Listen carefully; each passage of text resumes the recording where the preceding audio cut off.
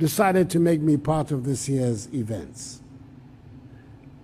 My first encounter as President of the Republic of Ghana with a group of black legislators from the United States was in 2018 in Washington, D.C., with members of the Congressional Black Caucus. And it was at this meeting that I declared the following year, 2019, as the year of return. Subsequent to that meeting, Congresswoman Nancy Pelosi, Speaker of the U.S. House of Representatives, led in 2019 a powerful congressional delegation to Ghana, which included Congressman Jim Clyburn, House Majority Whip and now Chairperson of the House Select Committee on the Coronavirus Crisis, Congressman Gregory Meeks, now Chairperson of the House Foreign Affairs Committee, Congresswoman Karen Bass, now Chair of the House Foreign Affairs Subcommittee on Africa, Global Health, Global Human Rights, and International Organizations, and the late legendary Congressman John Lewis to join us in the year-long event. She was given the honor of addressing the Parliament of the Republic of Ghana.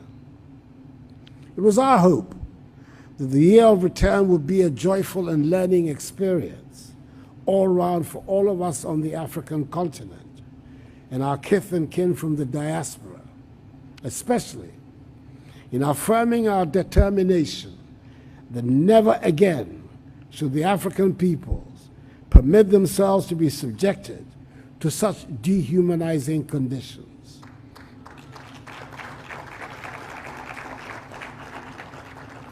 Sold into slavery and have their freedoms curtailed.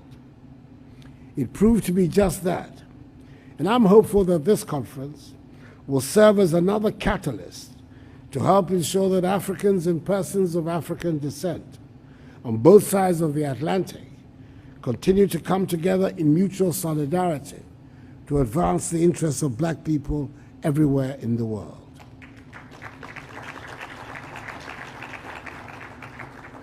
Ladies and gentlemen, in the 60 or so years since African countries attained independence, it is true that we have not always lived up to the early promise of our forebears. Political instability and poor management of our economies have meant that Africa has been described as the scar on the conscience of the world, to borrow the words of a one-time British Prime Minister. Many of Africa's young people have resorted to desperate means to escape from the continent to find a better future for themselves elsewhere. This has been exacerbated even further by the onset of the pandemic of COVID-19 and its ravages, which have affected every country on the planet. Yes, we in Africa have mercifully not witnessed the high infection rates and death tolls that some gleefully predicted for us, but which other countries in the developed parts of the world have suffered. In a population of some 31 million, we in Ghana currently have an active case count of 710 persons, with some 2 million persons tested and 5,556,210 persons vaccinated. Our goal is to vaccinate 20 million Ghanaians, that is the entire adult population, by the end of the year.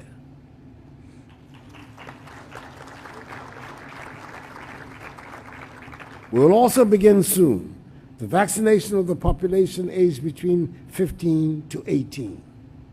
However, we have not been spared the harsh economic consequences wrought by the pandemic. Disruptions in global supply chains, slowdown in global investments, significant job losses for businesses big and small, unprecedented volatility of stock markets, tighter global financing conditions, decline in tourism resulting from border closures, and a sharp decline in remittances are but few of the examples of the impact of COVID-19. The lessons are clear. We all fell together and looked into the abyss together. Even as we closed our borders and shut airports, the reality dawned on all of us that we had to rely on each other to be able to get out of the trouble we were in. We've all gone down together. We should all rise together. In particular, for us in Africa, it has given us a good sense of how important it is to strengthen our unity and solidarity. It has intensified in us the motivation, if any was needed, to be self-reliant. That is why we have decided never again to be victims of global vaccine politics or vaccine nationalism. By establishing a National Vaccine Institute, spearheaded by Ghanaian scientists of world repute, to oversee the domestic production of vaccines across a broad range of diseases, including COVID-19. Ghana was amongst the first countries anywhere in the world to put together a medium-term response strategy to address the impact of COVID-19 on the economy and to outline an economic recovery, revitalization, and transformation plan to build back better and stronger. We have identified the relevant sectors of the economy requiring the needed investment that will help accelerate the rebound and growth of the Ghanaian economy. As was witnessed in the immediate years before the pandemic struck, which saw between 2017 and 2020 our average annual GDP growth rate of 7% as one of the fastest in the world. We call the Ghana Recovery Package the Ghana Cares or Bantampa program. The 100 billion CD program aimed at stabilizing and revitalizing the Ghanaian economy has two phases. The stabilization phase, which was implemented between July to December 2020, and the revitalization and transformation stage, which is currently under implementation and will end in 2023. We're focusing our energies on supporting commercial farming and attracting educated youth into agriculture, building Ghana's light manufacturing sector, fast-tracking efforts at digitization, developing Ghana's housing and construction industry, establishing Ghana as a regional hub, and strengthening the enablers of growth of our economy. Investors are optimistic about the Ghanaian economy. We've done the heavy lifting required to transition our economy into a growth economy and are establishing sustainability and irreversibility. We're spearheading regional integration and cooperation in industrializing in Africa, and currently hosting the Secretariat of the African Continental Free Trade Area, AFCFTA, which comprises 54 states with a combined GDP of some $3 trillion United States dollars. It does look like, despite the very real difficulties posed by the COVID-19 pandemic, we in Ghana are doing some things right and sending out the right signals. Last year, 2020, Ghana recorded foreign direct investment of some 2.65 billion United States dollars from 279 projects. For 2021 alone, the Ghana Investment Promotion Center recorded foreign direct investment of 973 million United States dollars from 173 projects for the first 3 quarters of the year, with large ticket projects in the pipeline to boost FDI flows by the end of the year. The construction of a data center in Accra, the Accra Marine Drive investment, the Trade Fair redevelopment project, and construction of an e-commerce park to service trade and logistics companies. Ladies and gentlemen, easily the most ambitious program we in Ghana have mounted in our dealings with the African diaspora was the organization of the Year of Return in 2019, which was a major landmark spiritual and birthright journey, inviting the global African family, home and abroad, to celebrate the cumulative resilience of all victims of the transatlantic slave trade who were scattered and displaced throughout the world in North America, South America, the Caribbean, Europe, and Asia. It brought some 750,000 members of the global family to Ghana in that year. Ghana's connection with the African diaspora predates our independence. During our struggle for independence, our leaders reached out to the African diaspora. Notable amongst them was Kwame Nkrumah, educated in the 1930s at the famous black university, Lincoln University in Philadelphia, who was to become the first president of the free nation. Some very well-known diasporan Africans came to live in the newly independent Ghana: George Padmore, W.E.B. Du Bois, Maya Angelou, Bill Sutherland, to name but a few. In 1992, Ghana adopted the Pan-African Historical Theatre Festival, PANAFEST, as a cultural vehicle for bringing Africans on the continent in the diaspora together around issues of the arts and culture. To coincide with the 50th anniversary of the country's independence in 2007, and in commemoration of the 200th anniversary of the abolition of the North Atlantic slave trade, the Joseph Project was launched to provide an avenue for healing and cultural exchanges between Ghanaians and the African American community.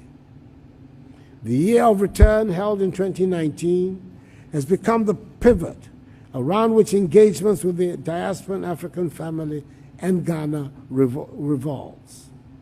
The follow-up project, Beyond the Return, seeks now to create opportunities across several sectors of the economy and provide a platform for sustained dialogue amongst people of African descent. Currently, we're creating platforms for adoption of legal frameworks in key sectors to drive diaspora engagements. This is culminated in the Homeland Return Bill, on which we're currently working. The Homeland Return Bill recognizes Ghana's moral and spiritual obligation as an African nation to facilitate the return of diaspora Africans to Ghana and the motherland, and to initiate the legal and regulatory processes for integrating them into Ghanaian society. When enacted, the law will provide the much-needed regulatory and practical changes to improve the requirements for the acquisition of Ghanaian citizenship and permanent residence by diasporan Africans. Indeed, in the Year of Return, I granted citizenship to 126 members of the diasporan community in Ghana of African Americans and Caribbeans. All of us gathered here should never forget the famous admonition of the iconic Jamaican reggae star Peter Tosh, when he said, and I quote, "Don't care where you come from. As long as you're a black man, you're an African."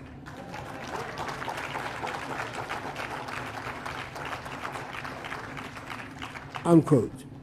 We must work together to change the African narrative, what has been characterized too often by a concentration on disease, hunger, poverty, and illegal mass migration. Let us all remember that the destiny of all black people, no matter where they are in the world, is bound up with Africa. I am an incurable optimist and believe in our capacity to reach these goals.